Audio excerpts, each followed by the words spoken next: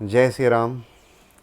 बालकांड का 134 दोहा नंबर से लेकर के 136 दोहा नंबर तक मैं गाऊंगा। पिछले एपिसोड में कथा बहुत रोचक चल रही थी और उस कथा को हम आगे बढ़ाएंगे। पहले चौपाइयों का पाठ कर लेते हैं।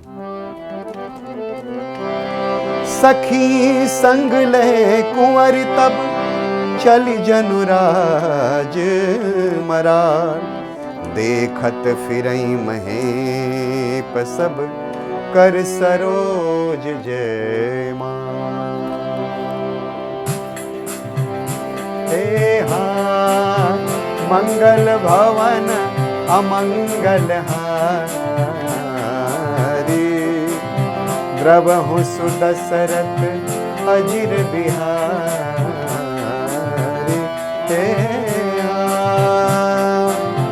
जेहि दिस बैठे नारद फूले, सो दिस तेहि न बिलोकी भूले।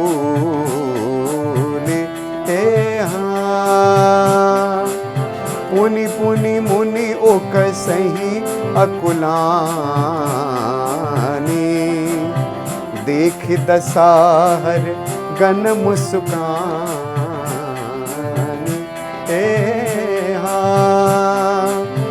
धरि नृपतनु तह गयउ कृपाला, कुंवरी हर्ष मेलेउ जय माला।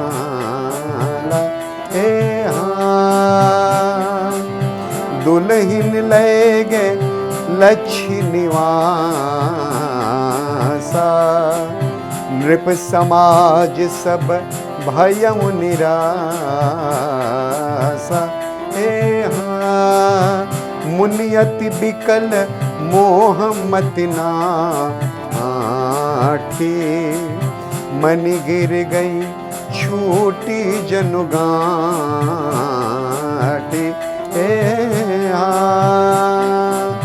तब हर गन बोले मुस्काए, निज मुख मुकुर बिलोकहु जाए। अस कही दो भागे भय भारे, बदन देख मुनि बारि निहारे।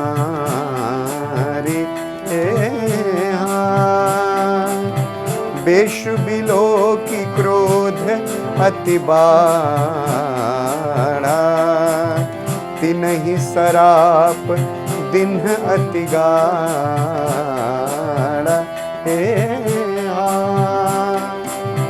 मंगल भवन अमंगल हारी, द्रवहु सुदशरथ अजिर बिहारी।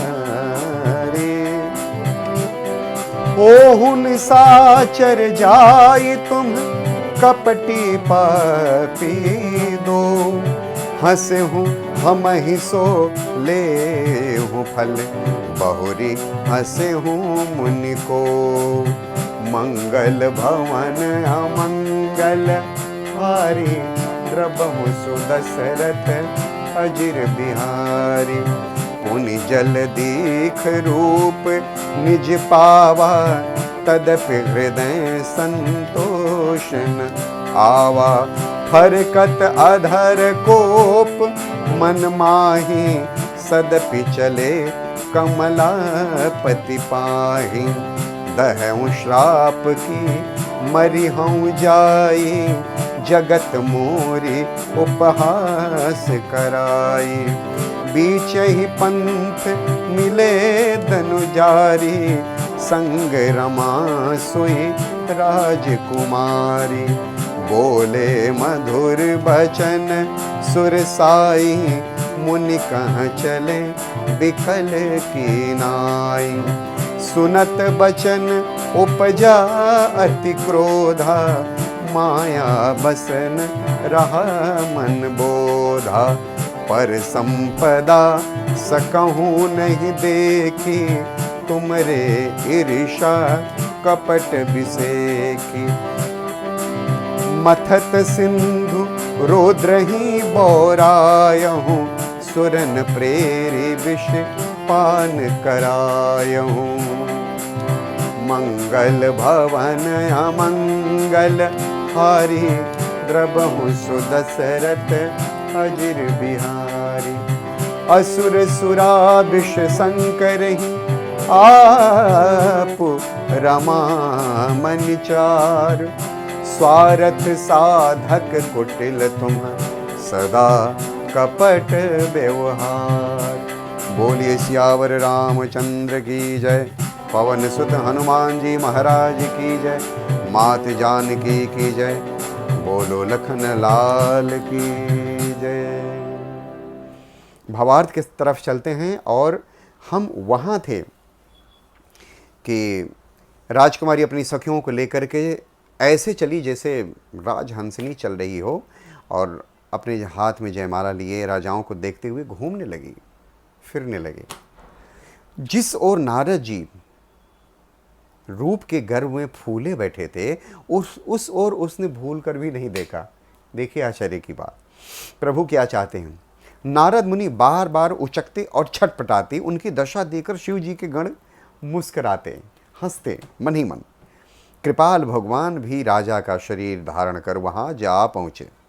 राजकुमारी ने हर्षित होकर उनके गले में जयमाला डाल दी। किसके गले में? प्रभु के गले में, क्योंकि प्रभु की ही लीला थी वो तो। लक्ष्मी निवास भगवान दुल्हन को ले गए। सारी राजमंडली निराश हो गई और वहां से मोह के कारण मुनि की बुद्धि भ्रष्ट हो गई। इससे वे राजकुमारी को गई देखकर बहुत ही विफल हो गए, मानो गांठ से छूटकर मणि गिर गई हो। आहा। तब शिव जी के गणों ने मुस्कुरा कर कहा, जाकर दर्पण में अपना मुंहते देखो मुनि, एक बार तो देख लो। ऐसा कर को दोनों बहुत भयभीत होकर भागे। मुनि ने जल में झांक कर जब अपना मुंह देखा, उनको बहुत क्रोध आया। उन्होंने शिव जी के उन गणों को अत्यंत कठोर श्राप दिया, तुम दोनों कपटी और पापी जाकर राक्षस हो जाओगे। तुमने हमारी हंसी की, उसका फल चखो, अब फिर किसी मुनि की हंसी नहीं करना। उन्होंने उन दोनों को श्राप दे दिया जो शिव जी के गण थे। मुनि ने फिर जल में देखा तो उन्हें अपना असली रूप प्राप्त हो गया था। तब भी उन्हें संतोष नहीं हुआ। उनके ओठ फड़क रहे थे, मानो क्रोध में भरे हुए हों। तुरंत वे भगवान कमलापति के पास पहुंचे और मनी मन सोचते थे, जाकर या तो श्राप दे दूंगा या प्राण दे दूंगा। उन्होंने जगत में मेरी हंसी कराई है। दैत्यों के शत्रु भगवान हरि बीच रास्ते में ही मिल गए, और रास्ते में लक्ष्मी जी और वहीं राजकुमारी भी थी। देवताओं के स्वामी भगवान ने मीठी वाणी में कहा, हे मुनि, व्याकुल की तरह कहां चले जा रहे हो? शब्द सुनते ही नारद जी को बड़ा क्रोध आया और माया के वशीभूत होने के कारण मन में चेत नहीं रहा। मुनि ने कहा, तुम दूसरों की संपदा नहीं देख सकते, तुम्हारी ईर्ष्या और कपट बहुत है। समुद्र मथते समय तुमने शिव जी को बावला बना दिया और देवताओं को प्रेरित करके उन्हें विषपान कराया। असुर सुरा विष संकर ही आप रमा मन चारु। असुरों को मदिरा और शिव जी को विष देकर तुमने स्वयं लक्ष्मी और सुंदर कौस्तुभ मणि को ले ली। तुम बड़े धोखेबाज और मतलबी हो, सदा कपट का व्यवहार करते हो। तुम परम स्वतंत्र हो, सिर पर तो कोई है नहीं, इससे जब जो मन में भाता है स्वच्छंदता से वही करते हो।